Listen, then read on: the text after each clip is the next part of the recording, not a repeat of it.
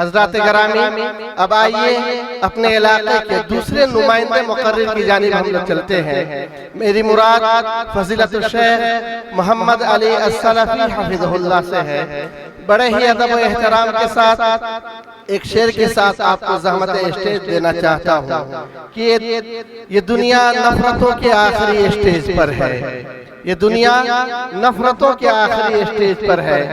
علاج اس کا محبت کے سوا کچھ بھی نہیں۔ ماشاءاللہ مولانا کا ہمیشہ پیغام جہاں بھی جاتے ہیں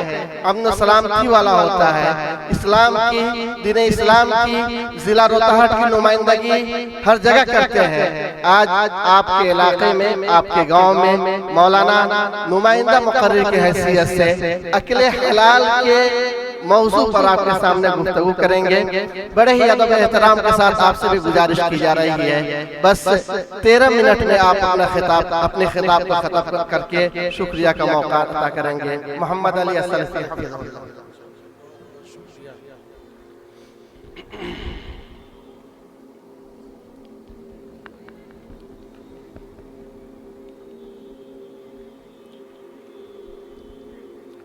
السلام علیکم ورحمۃ اللہ وبرکاتہ۔ الحمدللہ رب العالمین والعاقبۃ للمتقین والصلاة والسلام علی نبینا محمد وعلی آلہ وصحبہ اجمعین، وبعد۔ اعوذ باللہ من الشیطان الرجیم، بسم اللہ الرحمن الرحیم۔ وما من دابة في الأرض إلا على الله رزقها۔ صدر محترم، معزز سامعین کرام اور دور دراز سے آئے ہوئے معزز علماء کرام، بزرگوں، دوستوں اور ساتھیوں، آج کے اس پر رونق بزم میں مجھے لفظ کشائی کے لیے جو موضوع دیا گیا ہے وہ یہ ہے اکل حلال کی اہمیت، یا کسب حلال کی اہمیت، یا رزق حلال کی اہمیت۔ یہ بات بالکل مصدق ہے اور یقینی ہے کہ اللہ تعالیٰ نے اس روئے زمین پر جس کو بھی پیدا کیا ہے اس کے روزی کی ذمہ داری وہ خود لی ہے، چاہے انسان ہو، حیوان ہو، چرند و پرند ہو، کیڑے مکوڑے ہو، دنیا کے اندر جتنی بھی جاندار ہے اللہ تبارک تعالیٰ نے اس کے رزق کی ذمہ داری لی، یعنی روزی پہنچانے والی ذات یہ اللہ تعالیٰ کی ہے۔ اگر کوئی انسان یا کوئی بندہ یہ سمجھے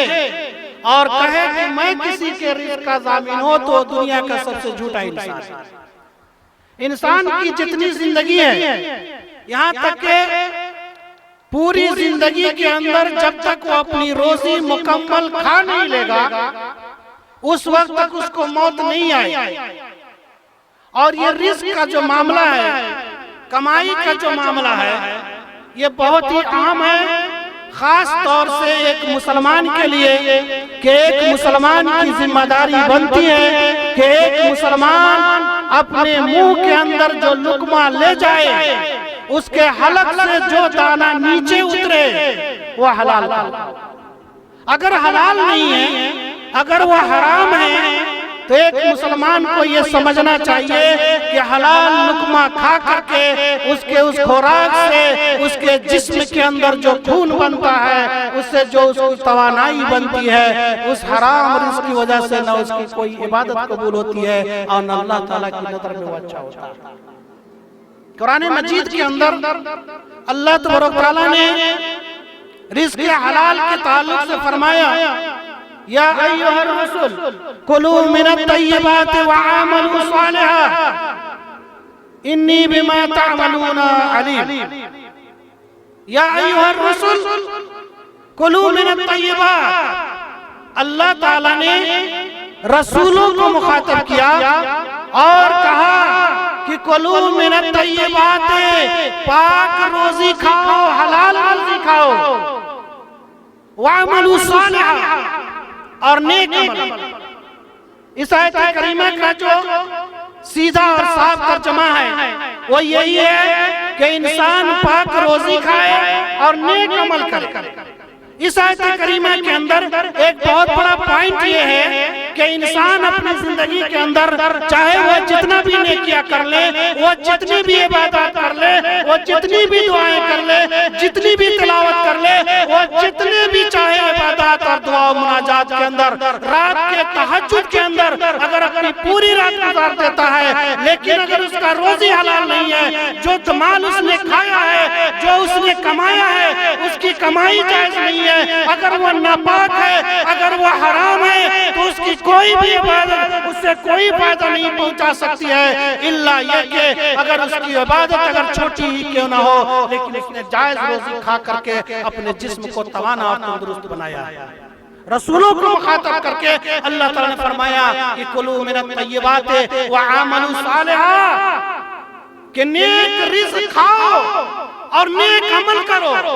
पाकीज़ा रोजी खाओ और नेक अमल करो। पता ये चलता है कि इंसान अगर वो पाकीज़ा रोजी नहीं खाएगा, हलाल रोजी नहीं खाएगा, उसकी कोई भी इबादत उससे कोई फायदा नहीं पहुंचा सकती है और ना ही वो अल्लाह ताला की खुशनुदी को पा सकता है।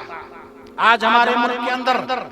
और हमारे मुल्क में नहीं बल्कि दुनिया के तमाम ममालिक में, हर गांव में, हमारे जिला में, हमारे समाज में हलाल और हराम का मामला यह हो चुका है कि उसके अंदर कोई तमीज नहीं है कि जो माल मेरे जेब में आ रहा है, जिस कमाई को हम अपनी जिंदगी की प्रॉपर्टी बना रहे हैं, जिस कमाई पर हम नाज करते हैं, आया ये कमाई हमारे लिए जायज ही नहीं है, हलाल है या हराम है। हलाल और हराम की तमीज सारे के सारे लोगों ने छोड़ दिया है और इसकी तमीज नहीं रखते हैं कि हम जिस धन को जमा करते हैं, जिस माल को हम इकट्ठा कर रहे हैं, जिस माल को, जिस रोजी को हम खुद खाते हैं, हम अपनी औलाद को खिलाते हैं, हमारी ये खुराक, हमारा ये रोजी, हमारी ये कमाई,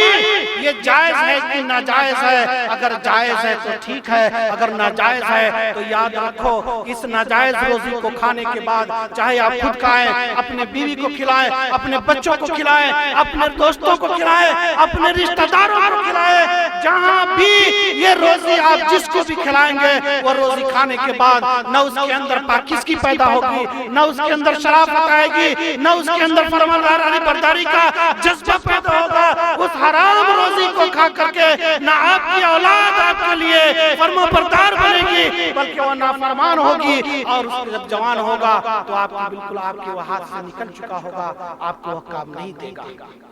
लिहाजा मुसलमानों, जरूरत इस बात की है कि एक मुसलमान सिर्फ 5 वक्त की नमाज पढ़ ले, एक मुसलमान वो हज भी कर ले, एक मुसलमान वो बहुत ज्यादा सदका और खैरात भी करे, वो बहुत बड़ा सखी क्यों ना हो, वो गनी क्यों ना हो, लेकिन जब तक उसकी रोजी, उसकी कमाई, उसका माल उसके लिए जायज नहीं होगा, उस वक्त उसकी कोई सखावत उसको फायदा नहीं पहुंचाएगी। ताज्जुब इस बात पर है कि आज पढ़े लिखे लोग, आज उलमाए किराम, वह लोग जो बड़ी बड़ी डिग्रियों के मालिक है, समाज के अंदर पढ़े लिखे पढ़ा लिखा तबका समझा जाता है, समाज के अंदर वो खुश पोशाक लोग जिनको बड़ी बड़ी नौकरियां मिली हुई है, सरकार ने उसको नौकरी दे रखी है, लेकिन अगर उसके वसाइल हराम है तो याद रखो कि उसकी उस नौकरियों से कमाई हुई दौलत और कमाया हुआ प्रॉपर्टी भी उसके लिए हराम है। अगर किसी कॉलेज से वो नाजायज सर्टिफिकेट हासिल करता है, और बहुत से लोग ऐसे हैं जिसकी शैक्षिक योग्यता, जिसकी तालीमी सलाहियत और कैपेसिटी अगर कम पड़ती है तो किसी कॉलेज से वो सर्टिफिकेट खरीदते हैं और सर्टिफिकेट खरीद करके लेकर के जाली सर्टिफिकेट लेकर के वो ऊंचे ऊंचे सरकारी स्तर पर नौकरी करते हैं। आज इस बात पर सवाल खड़ा होता है, क्या उस जाली सर्टिफिकेट पर अच्छी नौकरी हासिल कर लेना और उससे अच्छी अच्छी कमाई का होना क्या उसके लिए जायज है? जहां भी وہ ڈپلیکیٹ سرٹیفکیٹ، وہ سند اگر اس کی ڈپلیکیٹ ہے اور اس کے تحت اس کے مادھیم سے اس کے توسط سے اس کو جو بھی کمائی ہوتی ہے اس کے لیے حرام۔ ایک شخص حال ہی میں نے سنا کہ کہیں سے سرٹیفکیٹ حاصل کیا اور اس کے بعد بینک میں نوکری مل گئی۔ یہی نہیں بلکہ حلال اور حرام کی تمیز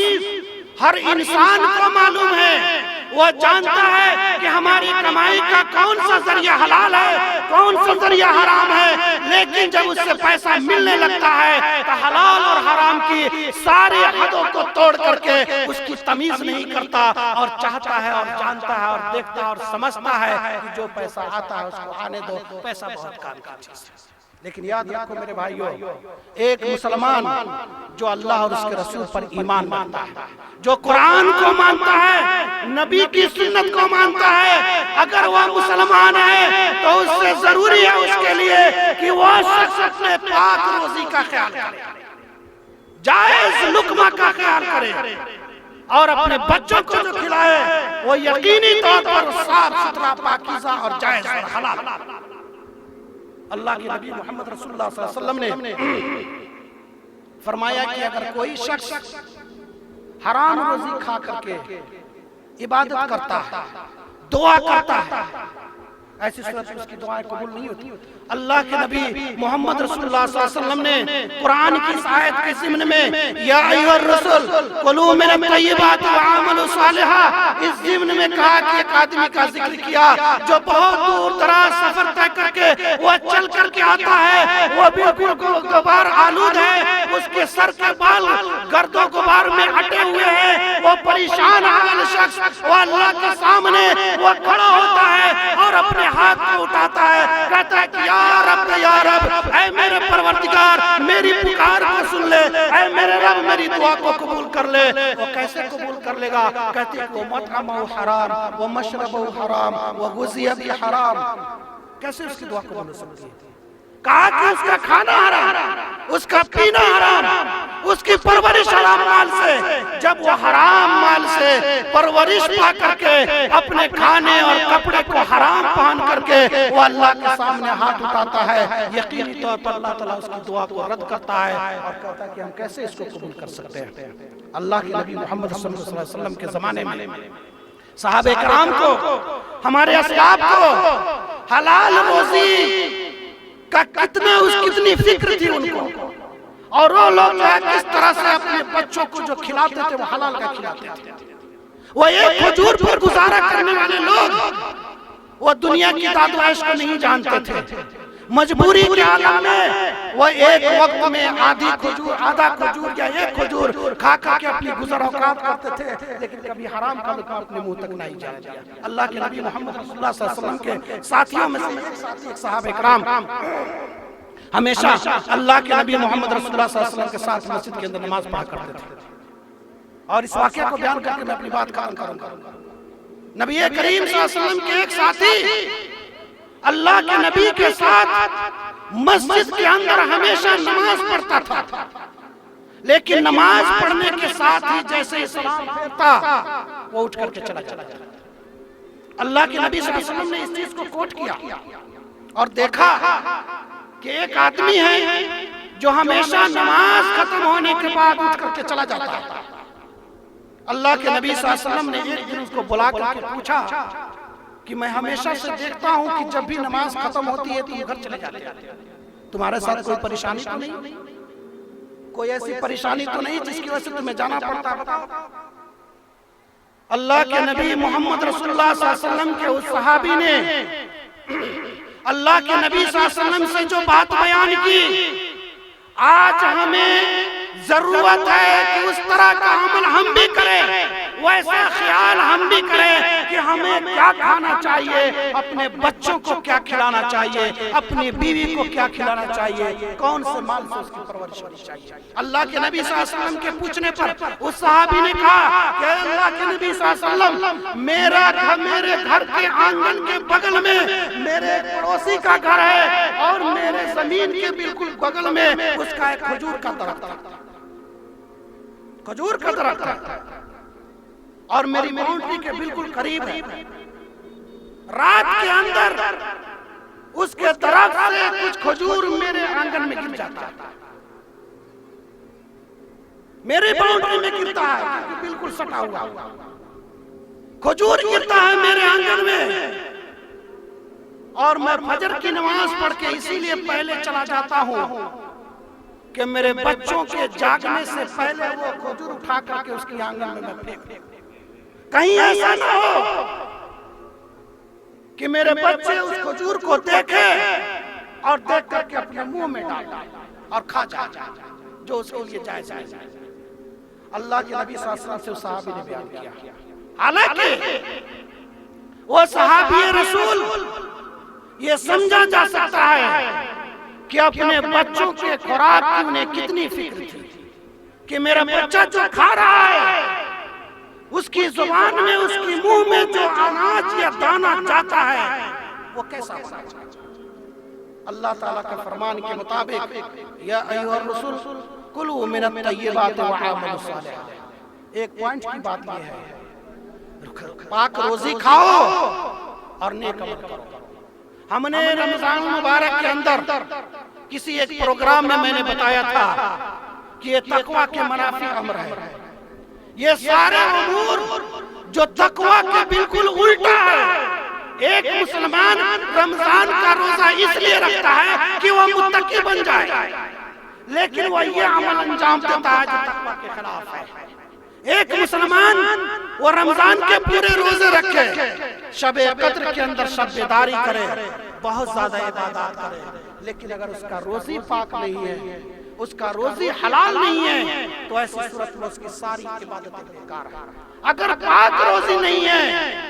روزی حلال نہیں ہے، تو ایسی صورت میں جان لیجئے کہ جب روزی حلال نہیں تو کوئی بھی عبادت قبول نہیں، اور جب کوئی عبادت قبول نہیں تو تقوی کہاں سے پیدا ہوگا۔ ابھی ہم رمضان سے گزرے ہیں، رمضان مبارک کا جو مقدس مہینہ گزرا وہ اسی چیز کے لیے تھا کہ ایک مسلمان متقی بن جائے، اللہ کا خوف رکھنے والا بن جائے، لیکن وہ حرام کھانے والا ہوگا، اس کی روزی حلال نہیں ہوگی، وہ کسب حلال نہیں کرتا ہوگا، جو کماتا ہوگا وہ حرام کا ہوگا۔ ایسی صورت میں اس کی اس روزی سے نہ اس کی کوئی عبادت قبول ہو سکتی ہے اور نہ ہی وہ تقوی کے مقام کو پہنچ سکتا ہے۔ اللہ تعالیٰ ہم تمام مسلمانوں کو عقل حلال کی توفیق عطا فرمائے، کسب حلال کی توفیق عطا فرمائے۔ اللہ تعالیٰ ہمارے جیب تک، ہمارے گھر تک، ہمارے بچوں کی زبان تک جو بھی رزق پہنچائے، بارے الہ دعا ہے کہ اللہ تعالیٰ تمہیں روزی اور صحیح روزی، پاکیزہ روزی کھانے کی توفیق عطا فرمائے۔ وصلی اللہ علی نبینا محمد وعلی آلہ